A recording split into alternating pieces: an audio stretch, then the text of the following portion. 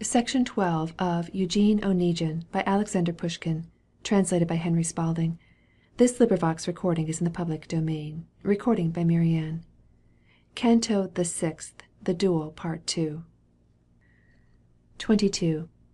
He was in error, for Eugene was sleeping then a sleep like death. The pall of night was growing thin.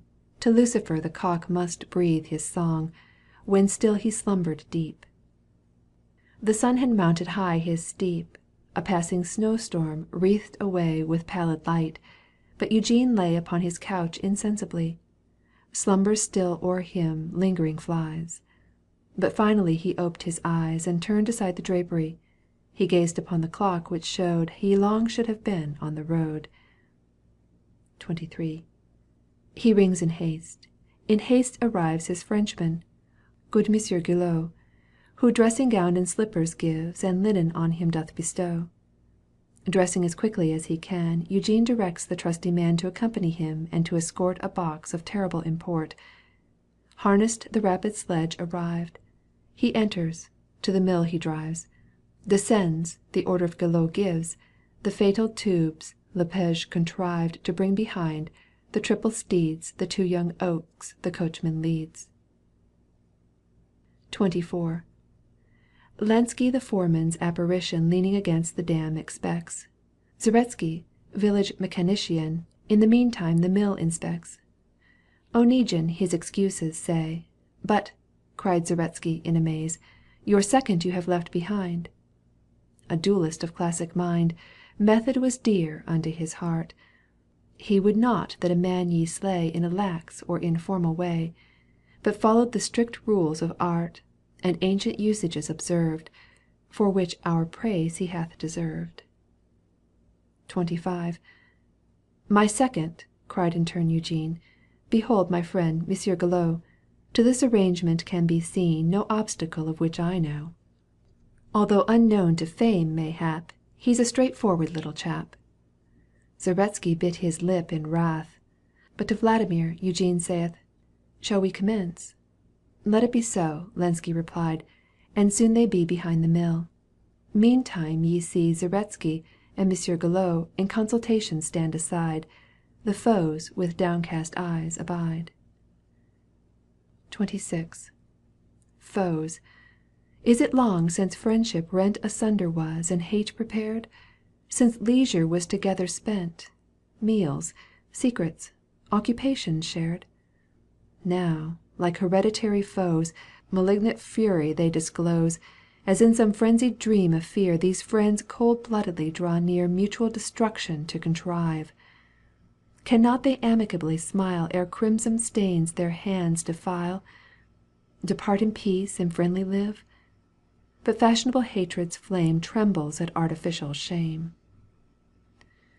27. The shining pistols are uncased. The mallet loud the ramrod stakes. Bullets are down the barrels pressed. For the first time the hammer clicks. Lo, poured in a thin grey cascade, the powder in the pan is laid. The sharp flint, screwed securely on, is cocked once more.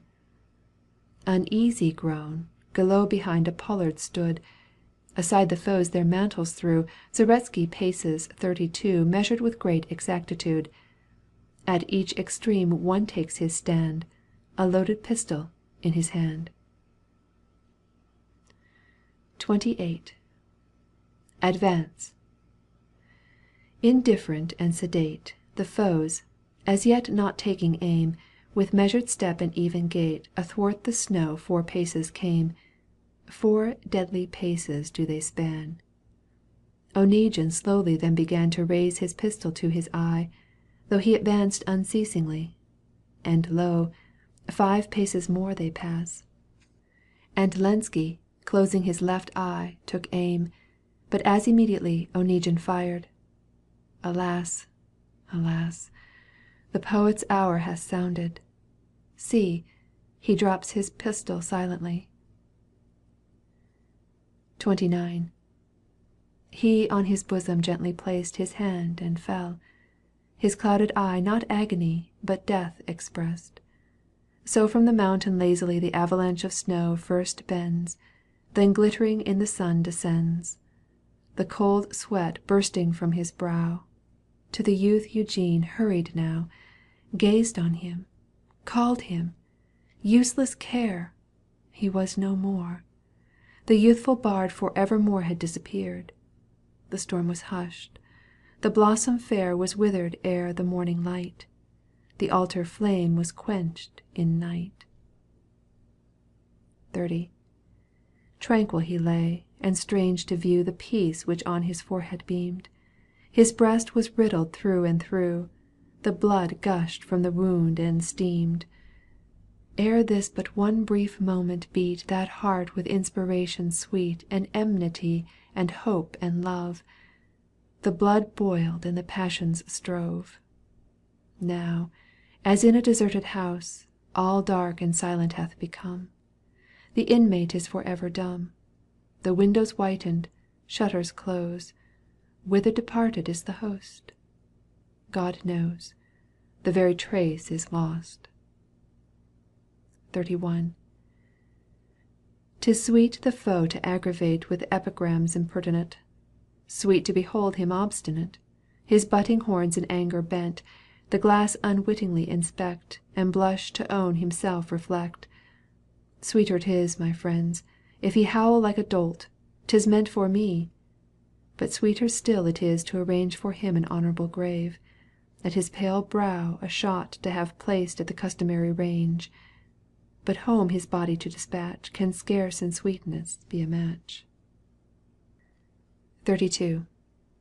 Well, if your pistol ball by chance The comrade of your youth should strike, Who by a haughty word or glance Or any trifle else yet like You or your wine insulted hath, Or e'en overcome by wrath Scornfully challenged you afield, Tell me, of sentiments concealed Which of your spirit dominates, When motionless your gaze beneath He lies, upon his forehead death, And slowly life coagulates, When deaf and silent he doth lie Heedless of your despairing cry. 33.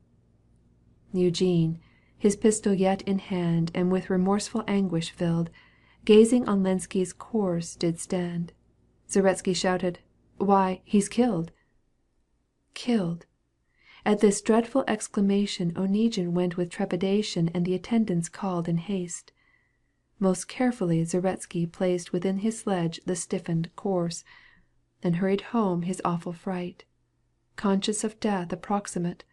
Loud paws the earth each panting horse, His bit with foam besprinkled o'er, And homeward like an arrow tore. 34. My friends, the poet ye regret, When hope's delightful flower but bloomed In bud of promise incomplete, The manly toga scarce assumed, He perished, where his troubled dreams And where the admirable streams Of youthful impulse, reverie, Tender and elevated, free? And where tempestuous love's desires, The thirst of knowledge and of fame, Horror of sinfulness and shame, Imagination's sacred fires, Ye shadows of a life more high, Ye dreams of heavenly poesy? 35. Perchance to benefit mankind, Or but for fame he saw the light, His lyre, to silence now consigned, Resounding through all ages might Have echoed to eternity. With worldly honours, it may be, Fortune the poet had repaid. It may be that his martyred shade Carried a truth divine away, That, for the century designed, Had perished a creative mind. And past the threshold of decay He ne'er shall hear time's eulogy, The blessings of humanity. 36. Or, may it be, the bard had passed A life in common with the rest, Vanished his youthful years at last, The fire extinguished in his breast, And many things had changed his life, The muse abandoned, ta'en a wife, Inhabited the country, clad In dressing gown, a cuckold glad. A life of fact, not fiction, led, At 40 suffered from the gout, Eaten, drunk, gossiped and grown stout, And finally upon his bed had finished life amid his sons, doctors and women, sobs and groans. 37. But howsoe'er his lot were cast, alas, the youthful lover slain, poetical enthusiast, a friendly hand thy life hath ta'en. There is a spot the village near, where dwelt the Muses' worshipper. 2 pines have joined their tangled roots, a rivulet beneath them shoots its waters to the neighboring vale. There the tired ploughman loves to lie, the reaping girls approach and ply within its wave the sounding pail, and by that shady rivulet a simple tombstone hath been set. 38. There, when the rains of spring we mark upon the meadows showering, the shepherd plaits his shoe of bark, a Volga fisherman doth sing, and the young damsel from the town, from summer to the country flown, whene'er across the plain at speed alone she gallops on her steed, stops at the tomb in passing by. The tightened leathern rein she draws, aside she casts her veil of gauze and reads with rapid eager eye the simple epitaph, a tear doth in her gentle eye appear. 39. And meditative from the spot, she leisurely away doth ride. Spite of herself, with Lenski's lot long time her mind is occupied. She muses, what was Olga's fate? Long time was her heart desolate, or did her tears soon cease to flow? And where may be her sister now? Where is the outlaw, banned by men, of fashionable dames the foe, the misanthrope of gloomy brow, by whom the youthful bard was slain? In time I'll give ye, without fail, a true account, and in detail. 40.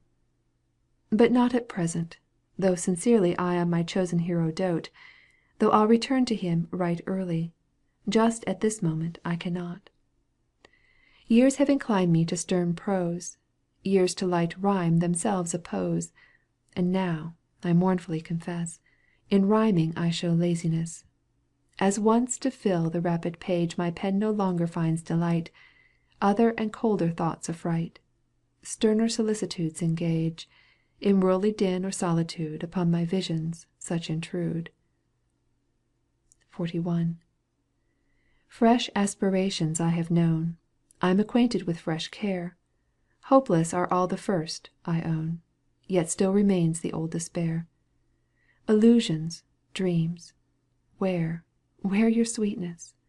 Where youth, the proper rhyme is fleetness? And is it true her garland bright At last is shrunk and withered quite? And is it true and not a jest, Not even a poetic phrase, That vanished are my youthful days, This joking I used to protest, Never for me to reappear, That soon I reach my 30th year? 42. And so my noon hath come. If so, I must resign myself, in sooth. Yet let us part in friendship, O my frivolous and jolly youth. I thank thee for thy joyfulness, Love's tender transports and distress, For riot, frolics, mighty feeds, And all that from thy hand proceeds, I thank thee. In thy company, with tumult or contentment still Of thy delights I drank my fill. Enough. With tranquil spirit I commence A new career in life, And rest from bygone days of strife. 43. But pause, thou calm retreats, farewell, Where my days in the wilderness Of languor and of love did tell And contemplative dreaminess. And thou, youth's early inspiration, Invigorate imagination And spur my spirit's torpid mood. Fly frequent to my solitude, Let not the poet's spirit freeze, Grow harsh and cruel, dead and dry, Eventually petrify In the world's mortal revelries, Amid the soulless sons of pride And glittering simpletons beside. 44. Amid sly, pusillanimous spoiled children Most degenerate And tiresome rogues ridiculous And stupid censors passionate, Amid coquettes who pray to God And abject slaves who kiss the rod, In haunts of fashion where each day All with urbanity betray, Where harsh frivolity proclaims Its cold unfeeling sentences, Amid the awful emptiness Of conversation, thought and aims, In that morass where you and I Wallow, my friends, in company. End of Canto the 6th.